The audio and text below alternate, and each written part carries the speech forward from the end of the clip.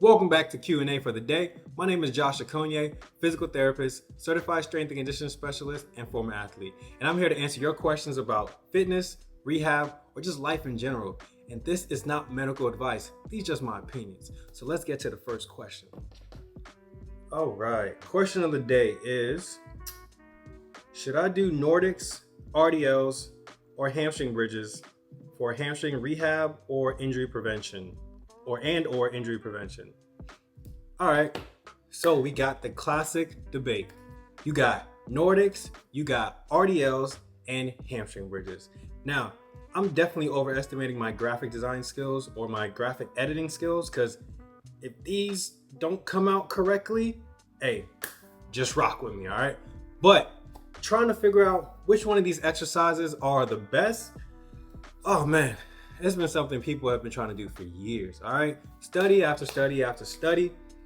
And, if I had to choose, oh man, I say run. Go out there and sprint. I've been telling people the best exercise is running. You out there sprinting, you can't reproduce any forces on the hamstring the same as sprinting. I'm telling you right now. But for this question, we'll keep it in the gym, all right? And especially if you can't really run and, maybe your hamstrings aren't as strong or you're just kind of prone to, pulling them a lot, let's keep it down to these three options, all right? So if I had to pick Nordics, RDLs, or hamstring focused bridges, man, I would have to say, gotta do them all, to be honest. Now, studies have shown that Nordics are, they give you a little better strength adaptation, especially in a peak eccentric way. But RDLs kind of help you with both eccentric and concentric forces. So hand in hand, pairing them together, hey, you can do some magic with that.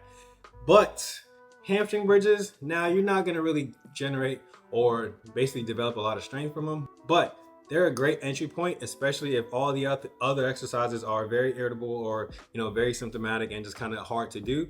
You definitely can start off with some isometric movements, kind of just varying the angles, starting at a shorter angle with more knee bend and kind of lengthening the leg out to kind of, tax that just a little bit more.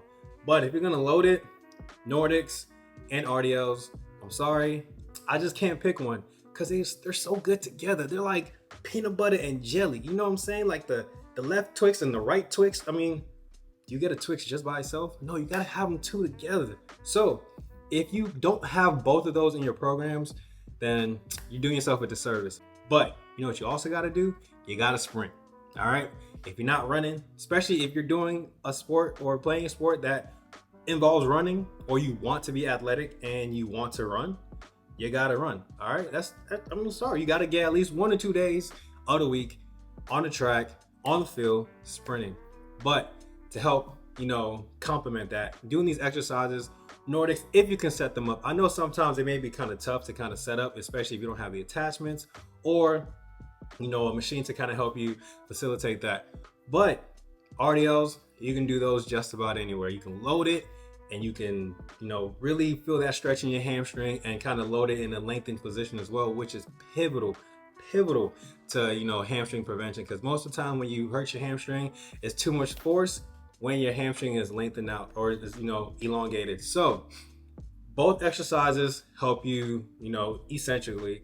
RDLs kind of help you a little bit more concentrically, unless you're doing the Nordics in an eccentric and concentric, which is pretty tough because I don't know too many people who are able to pull themselves back up off the floor off a Nordic hamstring curl.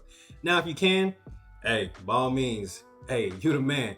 But for most people, you're only working the eccentric, falling down, and then kind of pushing yourself back up. So, sorry, man, you can't pick one, but like everything, there's really not too many one-stop shops when it comes to injury prevention or really, making sure that, you're putting your body in the best position to perform. You got to do a mixture of a couple of things. You got to mix a lot of things in your toolbox. All right. So Nordics, RDLs, or hamstring focused bridges.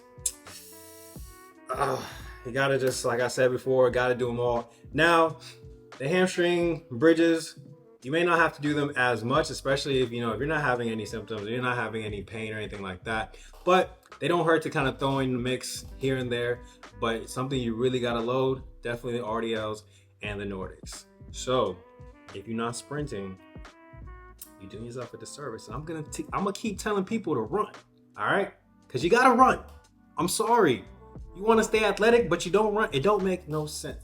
Now, I'm not saying you gotta be, Usain Bolt or be the 100-meter dash champ, but you gotta run fast. Jogging is cool. It's definitely nice. Unless, if you're a marathon runner, by all means. But even marathon runners can benefit from some sprint training. So sprint training is key to a lot of things. We're gonna get to that in another video. But like I said, all three or the first two, definitely the first two, Nordics and RDLs, are pivotal in maintaining your hamstring health and just keeping you injury free. And you can introduce them into your rehab to kind of really help facilitate your return back to sport. So, pretty simple question, pretty simple answer. There's my opinion. Now, y'all can tell me what y'all like. Y'all can tell me what y'all prefer. There's so many different ways to load the hamstring. So these are not just the only ways you can, really work it. But out of the three choices I got in the question, that's what I'm choosing. All right. So if you like this video, like, comment, share, subscribe. That was a pretty simple one. That was an easy one. That was a layup. You know what I mean? I might throw in a ball graphic right there. I don't know. We're gonna see what my skills are like. But keep asking them questions. Leave them in the comments. DM me on Instagram, and who knows, it might be the next video. All right. So see you next time, and stay tuned for the next episode.